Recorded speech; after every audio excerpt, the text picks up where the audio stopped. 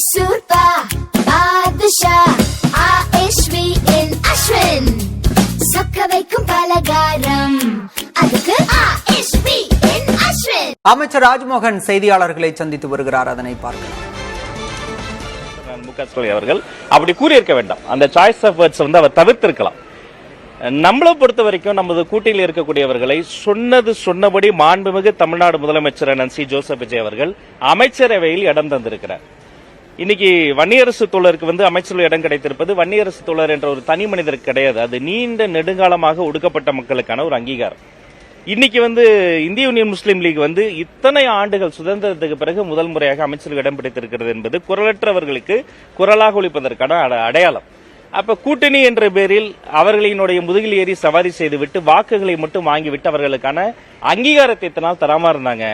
முதல் முறையாக வரலாற்றிலே முதல் முறையாக தமிழக அரசியலில் அதை மாண்புமிகு முதல்வர் சி ஜோசப் விஜய் வந்து அதை நிறைவேற்றி காட்டியிருக்கிறார். உங்கள் மூலமாக அவருக்கு நான் மீண்டும் ஒரு நன்றியையும் பாராட்டுகளையும் தெரிவித்துக் கொள்கிறேன். நன்றி, சந்திப்போம்.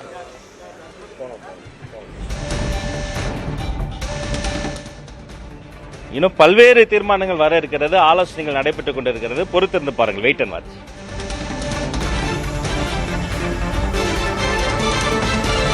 சொன்னபடி கூட்டணி ஆட்சி அமைத்திருக்கிறார் ஜோசப் விஜய் என்று கூறியிருக்கிறார் அமைச்சர் ராஜ்மோகன். திமுக தலைவர் மு.க. ஸ்டாலின் விமர்சித்திருந்த நிலையில் தற்போது அவருக்கு பதிலடி தரும் விதமாக அமைச்சர் ராஜ்மோகன் பதிலளித்திருக்கிறார்.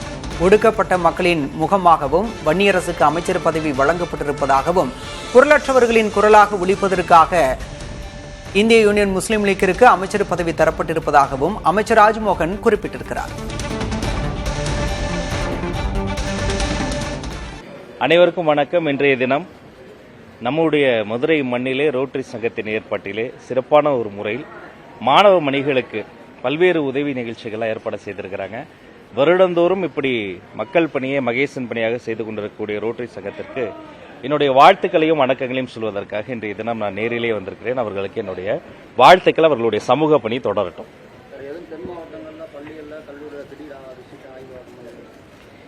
நான் ஒன்னும் சொல்லிக்கிறேன், இது வந்து ஒரு அமைச்சர் என்ற முறையை விட ஒரு சகோதரனாக சொல்லுகிறேன். தமிழ்நாடு முழுக்க இருக்கக்கூடிய எந்த பள்ளிக்கூடத்தில் வேண்டுமானாலும் எப்போது வேண்டுமானாலும் முன்னறிவிப்பின்றி நான் வருவேன் என்பதை இந்த நேரத்தில் சுட்டி காட்டுகிறேன். இது வந்து ஒரு எச்சரிக்கையாக நீங்க எடுத்துக்க வேண்டாம், அது ஒரு பொறுப்புணர்வா நாம் எடுத்துக்கணும். எல்லா அதிகாரிகளும், சம்பந்தப்பட்ட ஆசிரியர்களும், தலைமை ஆசிரியர்களும், அவங்க டிஇஓ சிஇஓ எல்லோருமே சேர்ந்து ஒரு கூட்டு பொறுப்புணர்ச்சியோடு இந்த மாணவர்களினுடைய எதிர்காலத்தை நாம் தீர்மானிக்கிற இடத்துல இருக்கிறோம். அப்ப சொல்லிவிட்டு வருவதோ அல்லது சமுதாயத்துக்கு வருவதோ கிடையாது. இது இந்த தமிழ்நாடு முழுக்க இருக்கக்கூடிய திக்கெட்டும் திசையட்டும் இருக்கிற 38 மாவட்டங்களுக்கும் எப்போ வேண்டும்னாலும் எந்த நேரத்தினாலும் நாங்கள் வந்து நேரில் பார்ப்போம். அப்ப எல்லா நேரத்திலையும் இது வந்து தயார் நிலையில் வைத்துக் கொள்ள வேண்டியது சம்பந்தப்பட்ட அதிகாரிகளுடைய கூட்டு பொறுப்புணர்ச்சி என்பதை இந்த நேரத்தில் நான் சுட்டிக்காட்டிக் கொள்கிறேன்.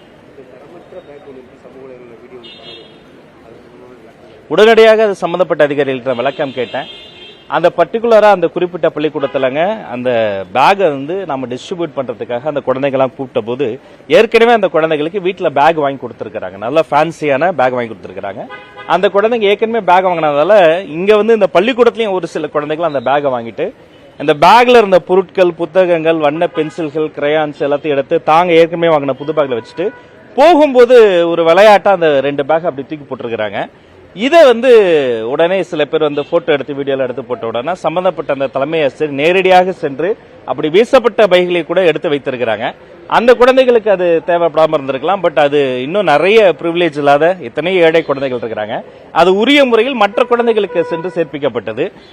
எல்லா குழந்தைகளுக்குமே எல்லாமே சரியாக சமமாக சென்று சேர வேண்டும் என்பதற்காக தான் இந்த திட்டங்கள்லாம் முன்னெடுத்திருக்கிறோம். அதனால ஒரு இடத்துல அப்படி நடந்தது.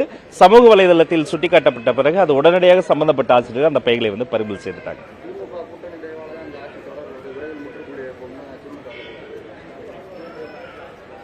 ஒரு மூத்த அரசியல் தலைவர், முதிர்ச்சியான ஒரு அரசியல் தலைவர், இன்றைய நிலையில் தமிழ்நாட்டில் இருக்கக்கூடிய ஒரு சீனியர் மோஸ்ட் பொலிட்டிஷியன் கூட அப்படி சொல்லலாம், முன்னாள் முதலமைச்சர் மு.க. ஸ்டாலின் அவர்கள் அப்படி கூறியிருக்க வேண்டாம். அந்த சாய்ஸ் ஆஃப் வேர்ட்ஸ் வந்து அவர் தவிர்த்திருக்கலாம். நம்மளை பொறுத்த வரைக்கும் நமது கூட்டில் இருக்கக்கூடியவர்களை சொன்னபடி மாண்புமிகு தமிழ்நாடு முதலமைச்சர் சி ஜோசப் விஜய் அவர்கள் அமைச்சரவையில் இடம் தந்திருக்கிறார். இன்னைக்கு வன்னியரசு தோழருக்கு வந்து அமைச்சரவை இடம் கிடைத்திருப்பது வன்னியரசு தோழர் என்ற ஒரு தனி மனிதருக்கு கிடையாது. அது நீண்ட நெடுங்காலமாக ஒடுக்கப்பட்ட மக்களுக்கான ஒரு அங்கீகாரம். இன்னைக்கு இந்திய யூனியன் முஸ்லீம் லீக் இத்தனை ஆண்டுகள் சுதந்திரத்துக்கு பிறகு முதல் முறையாக அமைச்சர்கள் இடம் பிடித்திருக்கிறது என்பது குரலற்றவர்களுக்கு குரலாக ஒலிப்பதற்கான அடையாளம். அப்ப கூட்டணி என்ற பேரில் அவர்களினுடைய முதுகில் ஏறி சவாரி செய்துவிட்டு வாக்குகளை மட்டும் வாங்கிவிட்டு அவர்களுக்கான அங்கீகாரத்தை இத்தனால் தராம இருந்தாங்க. முதல் முறையாக வரலாற்றிலே முதல் முறையாக தமிழக அரசியலில் அதை மாண்புமிகு முதல்வர் சி ஜோசப் விஜய் அதை நிறைவேற்றி காட்டியிருக்கிறார். உங்கள் மூலமாக அவருக்கு நான் மீண்டும் ஒரு நன்றியையும் பாராட்டுகளையும் தெரிவித்துக் கொள்கிறேன். நன்றி, சந்திப்போம்.